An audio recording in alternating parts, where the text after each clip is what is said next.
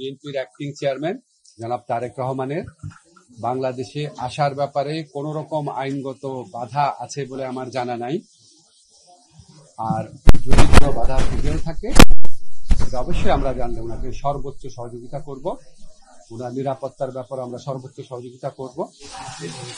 আর আমার মনে হয় যে আমি নিজে বিশ্বাস করি কোনটা উপযুক্ত সময় এটা সবচেয়ে ভালোভাবে নির্ধারণের ক্ষমতা ওনার রয়েছে। উনি যেটা উপযুক্ত সময় সেই সময় দেশে আসবেন বলে আমি বিশ্বাস করি। সেকেন্ড একটা কথা হচ্ছে যে ধরেন আমাদের অনেকে ধরনের মন্তব্য করে থাকি যে উনি কেন আসছেন না, এই সমস্ত প্রশ্ন তুলি। আমার কাছে এই সমস্ত প্রশ্ন তোলা খুব অরুচিকর মনে হয়।